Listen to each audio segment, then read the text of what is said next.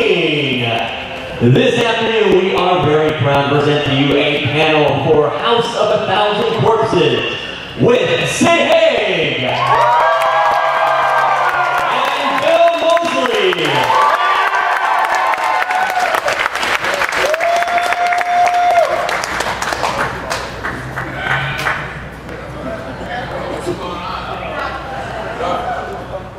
One mic for two Gabby guys.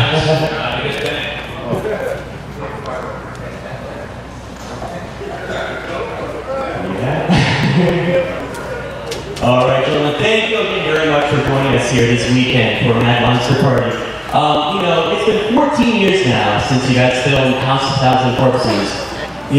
Rob's first movie as a director, and it's had a very interesting journey to the big screen, obviously, starting off at Universal, then MGM, and then Lionsgate eventually. Can you talk a little bit about, we'll get into the actual story of how it, went from studio to studio, but what attracted you both to the project to begin with?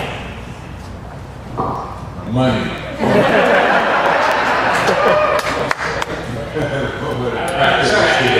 I had a brain freeze when I saw Captain Spaulding in the back row. No shit. Hey, Imposter.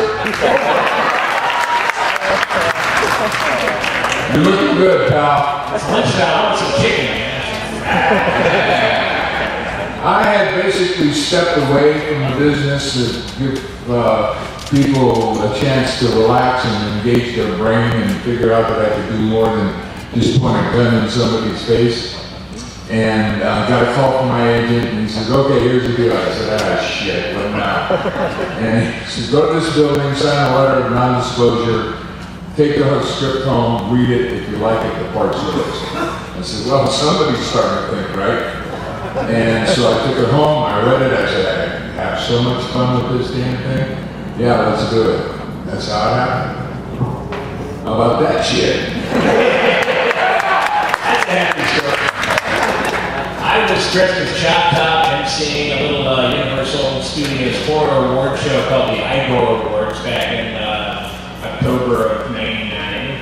And one of the award recipients was Rob Zombie. I didn't really know much about Rob, but my 13-year-old daughter was a big fan of Hellbilly Deluxe and was like a Rob Zombie fan. And so she was very excited and asked me if she could bring her friend Jacqueline. And so, so they came. I introduced Rob.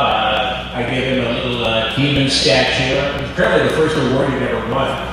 And he came out and he said, "Yeah, that's a pretty good Chop Top." Oh my God, it's the real Chop Top. He thought I was an impersonator, but afterwards we talked a little bit. Then his manager called me up a couple of weeks later and said, "Rob has just had this screenplay green-lighted," which means they gave him some money, "and would you like to be in it?" I went, "Yeah." So that's how I got the part. And this is a perfect example of watch what you do, try to be kind of cool with everybody that you come in contact with, because the reason that I got the call was because when Rob and his brother were 9 years old, we used to get up every Saturday morning and watch Jason, the Star Command, which was the action horror whatever. People have long memories, man. Yeah, that's why I was next to the people at McDonald's this morning when I had breakfast. You never know. You want to slap the shit out of them, okay? You say thank you when they hand you that sausage McMuffin. Make my sandwich better. My sandwich McMuffin, you down, Nick. So, can you talk a little bit about Rob's first film as a director for a feature movie? What was his style? Technically, he didn't know what he was doing, okay, which is understandable because it was his first film, and he relied very heavily on his director of photography and his first assistant director and everything. But he had the vision, and that was the important thing. He made that vision clear to everyone, and then he did what every director should do you just got the fuck out of the way and let us do our job. And that's how that happened. And it was actually kind of fractured because he was relying on the director of photography. He ended up, by the time House of Thousand Corpses was in the can, we had gone through 3 directors of photography. And that's very jarring, and that's why you see it as a kind of a fractured visual style in it. Because there's 3, camera guys, DPs, and even then that wasn't enough. So Rob went out and shot a bunch of extra stuff. Like there's a lot of black and white footage of Ed Gein, and there's the run scene. All that stuff was shot long after we had kicked off the lot. And the commercial for my fried chicken was done way after the film was put together. Back.